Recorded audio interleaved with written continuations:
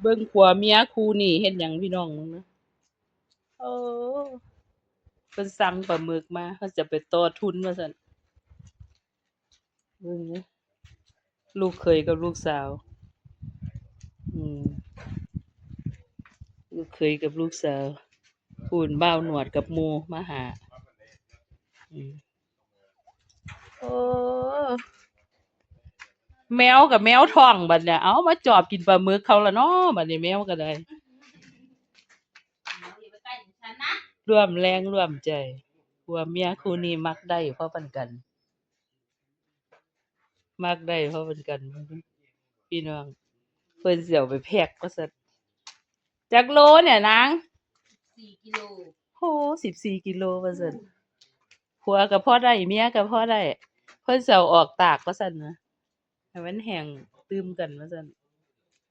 เด้อเบิ่งน้องด่างเพิ่นนั่นนะนอนเฝ้าเพิ่นเบิ่งเด้อมันแม่นแนวกินเพิ่นอยู่บ่ล่ะนะได้กินเพิ่งเอามาเมื่อวานนี่ว่าซั่นอุ๊ยใหม่มากเลยสั่งมาจากไสน่ะสมุทรสาครเบิ่งดูล่ะงามงามมึงดูนี่ตัวแบนตัวเปโลเท่าไหร่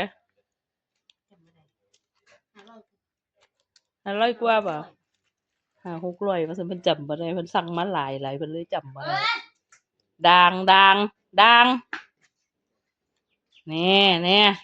ๆเขาเจ้าตากแล้วจังสิมาแพ็กว่าซั่นแพ็กส่งนะคะอืมน้องเหมียวนอนท่าเบิ่งบรรยากาศ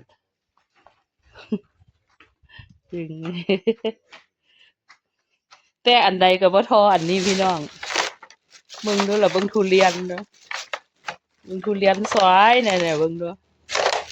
ทุเรียนเพิ่นเอามามื้อเช้านี่ว่าซั่นโลเท่าใดเนี่ยลูกนี่โลละ390 บาทว่าซั่นเบิ่งนี่2 กิโลกว่า800 กว่าบาทสะอ่อนบ่เนี่ยพี่น้องทุเรียนจัดไปอันหนึ่งละโอ้2 อันเนาะจัดไป2 อันละ2 กล่องนี่คือ800 กว่าว่าซั่น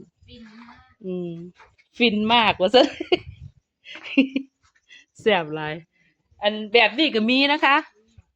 เบิ่งแบบนี้ก็มีเนี่ยปลาหมึกอันนี้เขาเอิ้นปลาหมึกหยังน่ะ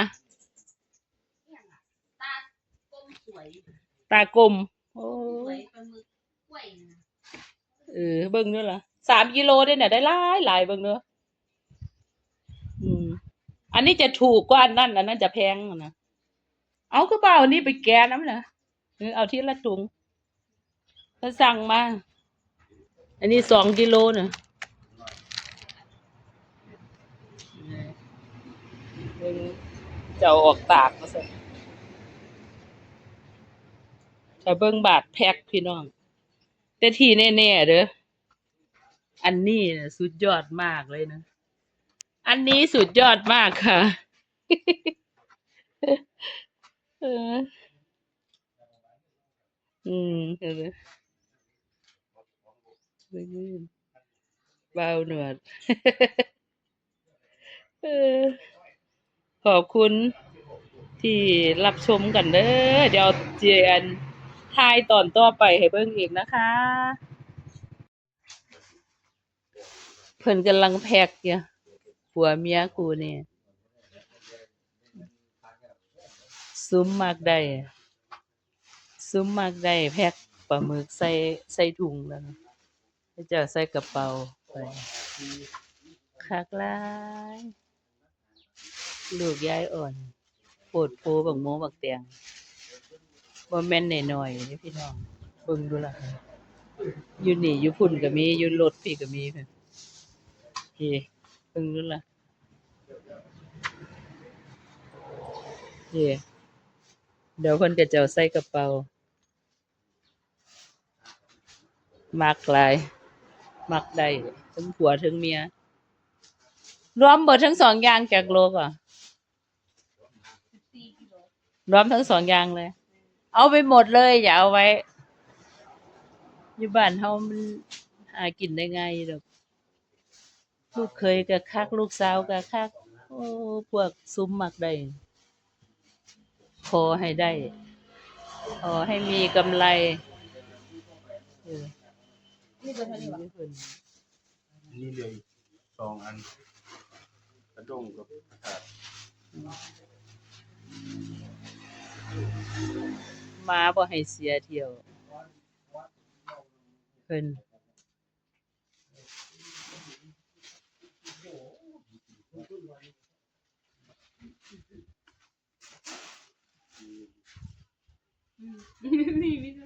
มุ่นเหย้าเถาะ บอกตากแดดยิ่งยุ่งเอายุ่งหลังโต ให้แมวซะสิกินบ่เบิ่งเพิ่นย่างเบิ่งทำงาน เปลี่ยนแล้ว เปลี่ยนท่าแล้วเหลียวเบิ่งทรงท่าย่าง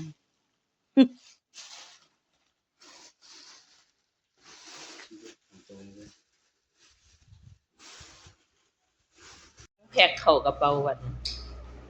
เอ้ยคักๆกำลังแพ็กเข้ากระเป๋า14โลอืมอัดใส่ดีมากเลย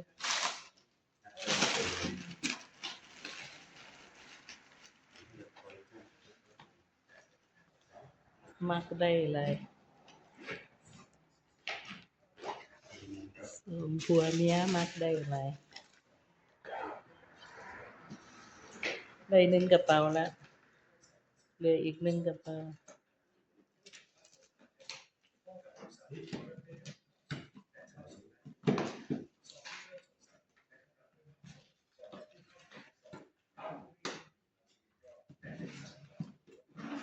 กระเป๋าใหญ่บ่เอาไปเห็นบ่ แม่พวกมันผิดสังเกตเขา อืม แล้วชี้เขาเรียกว่าพวกอันชี้เขากินอันเป็น50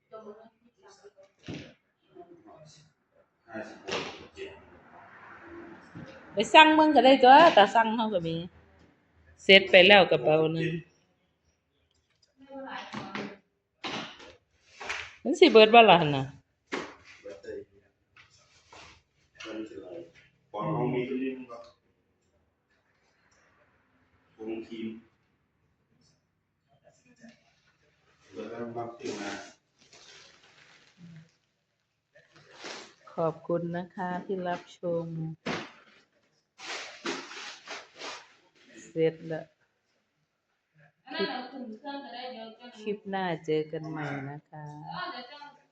อันนี้มาแพ็คเบิ่งอันนี้ลองมันก่อนมาเลย สวัสดีค่ะสวัสดีค่ะ